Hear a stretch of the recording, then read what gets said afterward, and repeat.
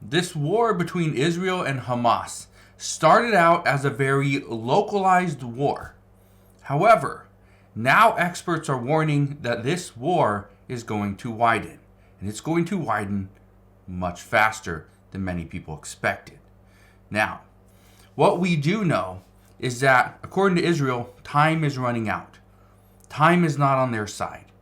And this is putting more pressure on President Biden and the United States. I'm going to address what's going on here because this is something that we were not expecting. And now, many people across the world are telling us the United States is to blame.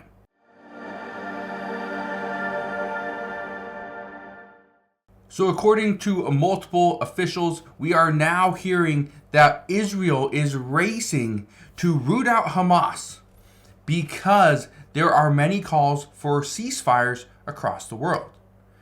Here in the United States, we have seen President Biden and Secretary of State Antony Blinken, they were pushing Benjamin Netanyahu for a ceasefire. However, he rejected all their ideas. What we are now hearing is that the Israeli forces are trying to ramp up this effort to root out Hamas because they know they do not have time. I want to read you this. It says, Israel's strategy is to kill enough Hamas fighters and leaders to destroy the organization before it has to curtail the operation. I want to show you this map right here. So in red, this is the IDF. Okay, this is the Israeli Defense Forces. You can see it right there. Okay, in yellow, that is Hamas control. Okay, and in the pink, this is where the area where the IDF may be conducting raids. Okay, this is very important to understand this location because Hamas still controls the majority of the city. Now, one of the things that we've been hearing over the past couple of days is there's additional push for humanitarian aid. We do know that right now Israel has agreed to a 4-hour pause. They will not send missiles, they will not bombs, nothing. Okay? And this is to allow the civilians to get out of the city. Because what Israel now understands is they are being pressured and they are running out of time. They have to get this under control. They have to root out Hamas. They have to get them out of hiding. Because if they don't, this is going to last many months. Now, with that said, according to multiple aid groups, it says 500,000 Gazans face death by starvation. Now, I've talked about this before, and I just want to bring this up again. One of the things that's happening is there are many countries that are sending aid, and there's food, there's water, there's fuel, medication, all this stuff to Gaza to help the civilians. Right? This is the humanitarian assistance that we are seeing. The problem is early on, Hamas was able to take control of some of those shipments. Now, this is not what we're seeing. So the people of Gaza are actually starting to get the humanitarian relief that they need. But this is causing more issues because now we're starting to see more and more people across the world, more world leaders that are questioning whether or not the United States is really serious about a ceasefire, or do they just want to see Israel go and overtake Hamas, right? Well, here's what we learned today. It says the Biden administration was privately warned by American diplomats of growing fury against U.S. in Arab world. We've seen this. We knew this was coming. Okay? Look at this.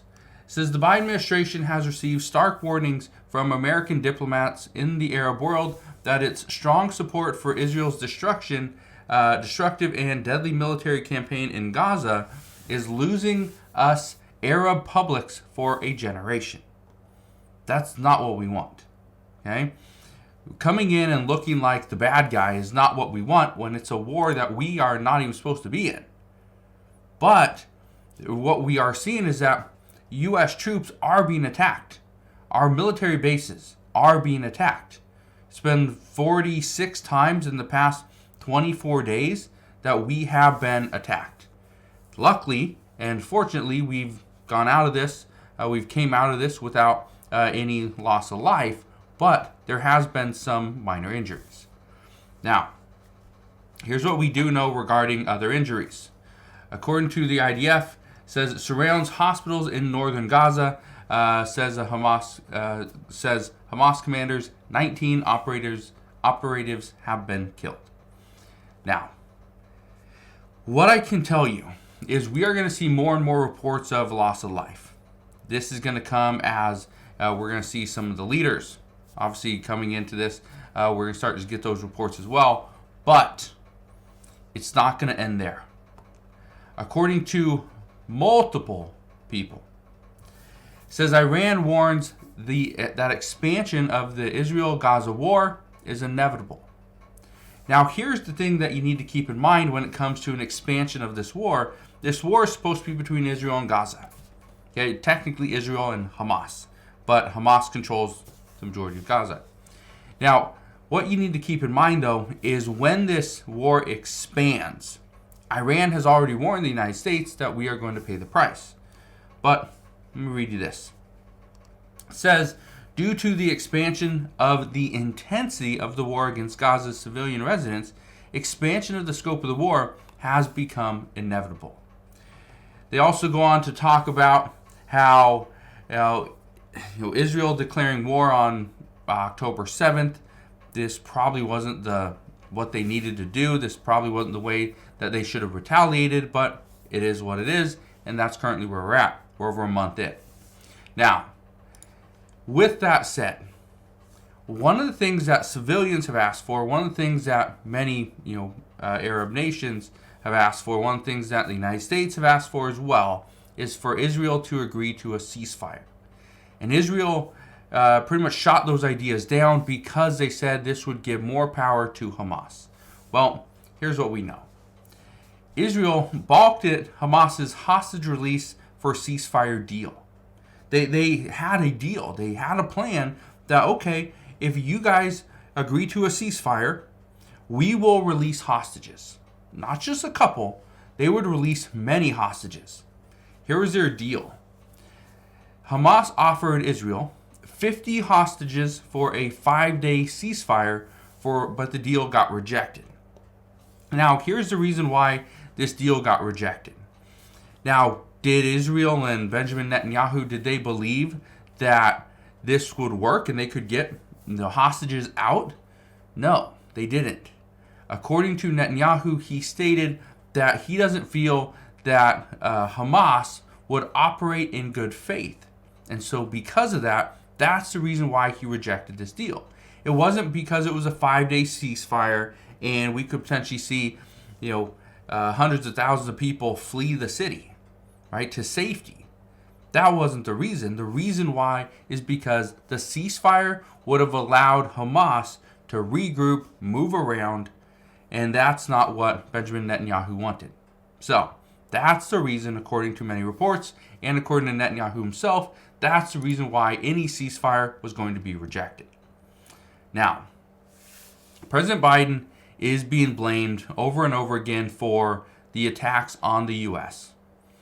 Some are saying that it's because of his lack of leadership, his lack of really doing much, that this is the reason why Iran feels they can go or Iranian-backed groups feel they can go and attack U.S. troops on bases, because there's not really going to be a retaliation.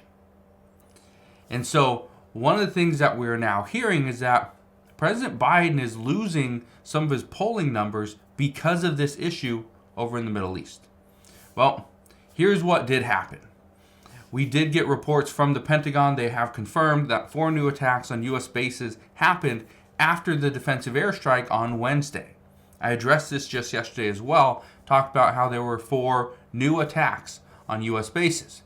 But we do not have any answer as to what the retaliation is going to be, or if there will even be one.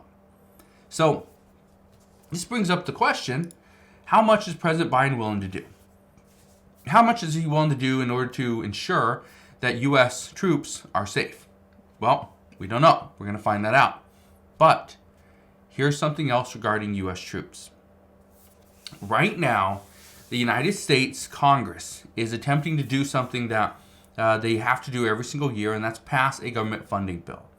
As of right now, as of today, which is November 10th, we have 7 days of additional funding for the U.S. government before they run out of money, before they have no additional funding and they cannot operate like they are used to and are supposed to. With this said, troops are essential personnel, so because of that, they are required to continue to work. However, they will not be paid for their time that they are working. Once the U.S. government does pass a government funding bill and there is funding for troops, then they would be paid back pay. But that could be a couple weeks without pay. That could also be many months. We just don't know.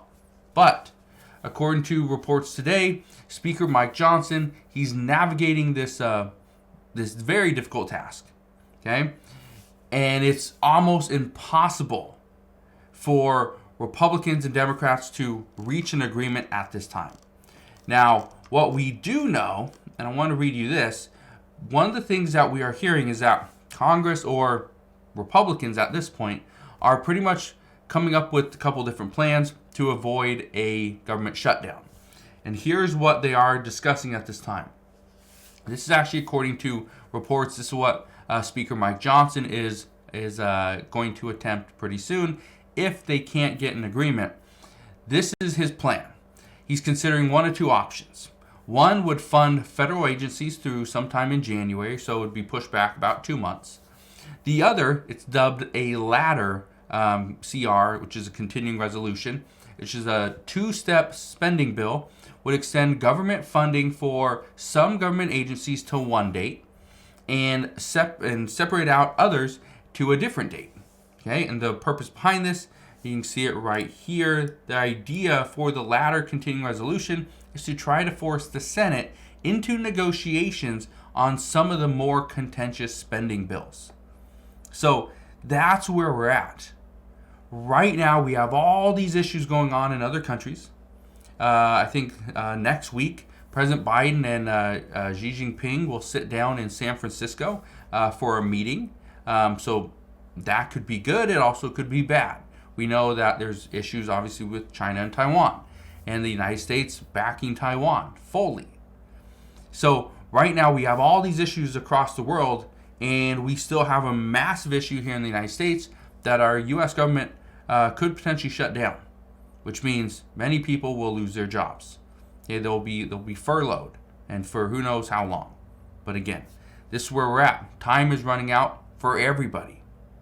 Just depends how we can get through this. So, one thing I can promise you, I will be here every step of the way. I'll fill you in on all the latest news and updates. All you got to do is 2 things. First, hit the like button on this video if you enjoyed this daily update. Also, click that subscribe button and tick that notification bell so you never miss an update. But that is what we know as of today. So again, thank you guys for watching. Consider subscribing. I'll see you guys on the next one.